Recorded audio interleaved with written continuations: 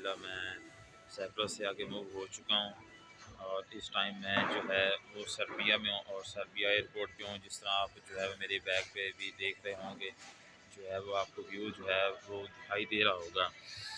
तो सबसे पहले में जो है मैं आपको यहाँ का जो है वो दिखाने वाला हूँ, मतलब कि फूड का तरीका जो है ना यहाँ पर काफ़ी डिफ़िकल्ट आई है मुझे, स्पेशली जो है वो खाना खाने में, क्योंकि मैं जो है वो ज़्यादातर लाइक करता हूँ स्पाइसेस फ्रूट खाना जो भी है लेकिन यहाँ पर तो मुझे कुछ भी नहीं मिल रहा। तो अभी मैं चेक करता हूँ, आपको भी दिखाता हूँ दोस्तों। तो बाकी तो ये इनकी ये बियर पड़ी हुई हैं, शराब जिसे कहते हैं, ये मुख्तलिफ़ टाइप की, बट हमें इससे तो कोई लेन देन नहीं है। तो मैंने सोचा कि क्यों ना दोस्तों को सभी को दिखाया जाए। तो बहुत बढ़िया जो है ये एयरपोर्ट है, बड़ा ही ब्यूटीफुल है और यहाँ पर आपको मैक्सिमम चीज़ें मिल जाती हैं। और मैं इस वक्त फाइंड कर रहा हूँ कि मुझे जो है वो कुछ स्पाइसी फूड मिल जाए। और बाकी जो है यहाँ का मेरा एक्सपीरियंस भी जो काफ़ी अच्छा रहा और कुछ जो बातें वो भी मैं आपसे शेयर करूँगा। वहाँ से नहीं मिला, वहाँ पर पोर्क था और मैंने उससे पास्ते के बारे में पूछा और कोई भी कुछ आइटम्स जिनका मुझे नाम नहीं आता, लेकिन मैंने ये कहा कि मुझे ये कंफर्म कर दो कि ये हलाल है, लेकिन उसने कहा कि ये हलाल नहीं है। तो अनफॉर्चुनेटली मैं उससे नहीं खा सका था। और बाकी मैं आपको ब्रांड्स दिखाना चाहता हूँ यहाँ पर, जो मतलब कि मोबाइल्स हैं या इंटरनेशनल ब्रांड्स जो भी हैं वो यहाँ पर काफ़ी हैं। बारे में बहुत सी ऐसी बातें हैं जिनसे शायद आप लोग आज से पहले नावाकिफ होंगे, लेकिन आज की इस वीडियो को पूरा देखने के बाद मैं यकीन से कह सकता हूं कि वस्ती यूरोप में वाक़ इस मुल्क के बारे में आपको उर्दू जुबान में ऐसी वीडियो देखने को हरगिज नहीं मिलेगी। लेकिन वीडियो का बाकायदा आगाज करने से पहले मेरी आप सभी नए आने वाले दोस्तों से मोहब्बाना गुजारिश है कि अगर आपने अभी तक YouTube पर मौजूद हमारे चैनल जानी टीवी को सब्सक्राइब नहीं किया तो जल्दी से हमारे इस चैनल को सब्सक्राइब कर लें और साथ मौजूद घंटी के बटन को लाजमी दबा दें ताकि हर नई आने वाली वीडियो का नोटिफिकेशन आपको बर वक्त मिलता रहे। दोस्तों, सर्बिया के बारे में कहा जाता है कि 4वीं सदी कबले मसीह में यूनान से इलेरियन, थ्रेशियन और डेशियन कबीले के लोगों ने यहाँ आकर आबादकारी की। फिर यहाँ रूमियों का दौर दौरा कायम हुआ और रूमी सल्तनत ने यहाँ अपना खास मुकाम बनाया। यहाँ रूमियों का खात्मा रूमियों से जन्म लेने वाली बाज़ंतीनी सल्तनत ने किया और यहाँ बाज़ंतीनी सल्तनत का अरूज कायम हुआ।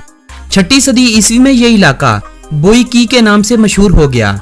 बोईकी का मतलब व्हाइट सर्ब्स होता है। इस जमाने में बोईकी तुर्की के मुखालफ सिमत वाले इलाके को कहा जाता है। तुर्की की मुखालफ सिमत में हंगरी ही आता है और शायद ये इस्तेलाह हंगरी के लिए ही इस्तेमाल की जाती रही हो। 7वीं सदी के आगाज में यहाँ प्रिंसिपैलिटी ऑफ सर्बिया का क्याम अमल में आया। आज के सर्बिया, अल्बानिया, कोसोवो, बोस्निया, मोंटीनेग्रो और क्रोएशिया इसी प्रिंसिपैलिटी का हिस्सा बने। 1969 ईस्वी में डैन ज़मीज़की ने बाज़ंतीनी सल्तनत के सूबे कैटे पेनेटे में सर्बिया के इस इलाके को शामिल कर लिया और अपनी फौजों के जरिए यहाँ का मुकम्मल कंट्रोल संभाल लिया, मगर यह कब्जा सिर्फ 7 साल ही कायम रह सका। 1991 ईस्वी में यहाँ ग्रैंड प्रिंसिपैलिटी ऑफ सर्बिया का क्याम अमल में लाया गया। इस रियासत में साबका बताए गए मुमालिक में सिर्फ एक मकदूनिया का इजाफा किया गया। 1217 ईस्वी में बल्गारिया के इजाफे के साथ इस रियासत का नाम किंगडम ऑफ सर्बिया रख दिया गया। 1346 ईस्वी में सल्तनत सर्बिया का ढोल बजने लगा। सर्बिया के हुक्मरानों की ख्वाहिशात मजीद मुमालिक को अपने साथ मिलाकर इसे दुनिया की ताकतवर सल्तनत बनाना थी, मगर यह नामुमकिन हुआ और सल्तनत सर्बिया का खात्मा 1371 के किसी रोज हुआ। फिर सर्बिया की कई एक मजीद रियासतें यहाँ कायम हुई और ख़त्म हो गईं, मगर इस इलाके ने आलमी दुनिया की निगाहें उस वक्त अपनी जानब मबजूल करवाईं जब एक तरफ उस्मानी, दूसरी तरफ हंगेरियन और तीसरी जानब बाज़ंतीनी सल्तनत के फातेह होने का दावा करते रहे। 1459 में उस्मानियों की जानब से सर्बिया के काफी इलाके पर कब्जा कर लिया गया। उस्मानियों का इस मुल्क पर कब्जा तकरीबन 4 सदियां रहा। इसी अरसे के दौरान इस्लाम ने इस खित्ते में अपना असर रसूख दिखाया। जोक दर जोक कबीले मुसलमानों के हुस्न सलूक से मुतासर होकर दायरा इस्लाम में दाखिल होने लगे। 1459 ईस्वी से 1804 ईस्वी तक सर्बिया तुर्कों के कब्जे में रहा और यहाँ सल्तनत उस्मानिया का झंडा लहराता रहा। 1804 में यहाँ इनकलाब सर्बिया ने जन्म लिया। इस इनकलाब में रूस ने सर्बिया का साथ दिया और 11 साल जदोजहद के बाद एक बार फिर से प्रिंसिपैलिटी ऑफ सर्बिया का क्याम अमल में लाया गया। 1815 से 1882 तक प्रिंसिपैलिटी ऑफ सर्बिया ही रहा इसी दौरान आलमी ताकतों की जानब से इस मुमलकत की आज़ादी को तस्लीम कर लिया गया, जबकि ये कई एक ममालिक के इत्तेहाद से वजूद में लाई गई एक सल्तनत थी जिसका 1882 में नाम किंगडम ऑफ सर्बिया रख दिया गया। पहली जंग अज़ीम के खात्मे के बाद मजीद रियासतों के साथ मिल जाने से नया नाम किंगडम ऑफ यूगोस्लाविया रखा गया। यूगोस्लाविया की इन 6 रियासतों का इत्तेहाद रूस के टूटने के बाद 1992 में बिखर गया।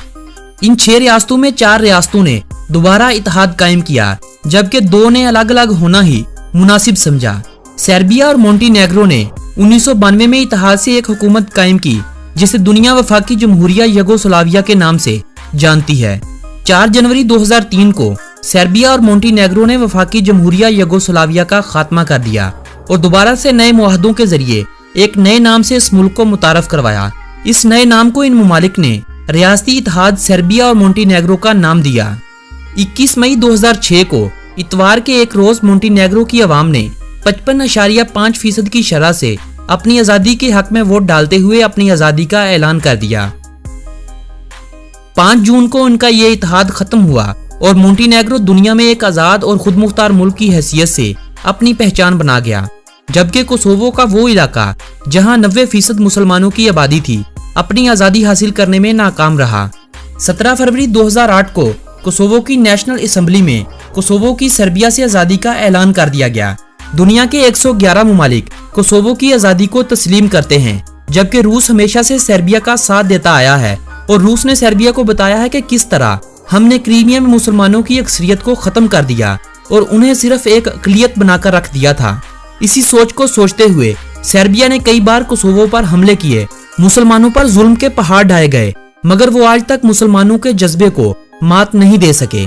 कोसोवो के बारे में तफसील से बात हम बहुत जल्द कोसोवो पर बनाई जाने वाली एक वीडियो में करेंगे और मेरा यकीन है कि एक दिन कोसोवो यूरोप का तीसरा मुस्लिम मुल्क होगा जिसे पूरी दुनिया तस्लीम करेगी।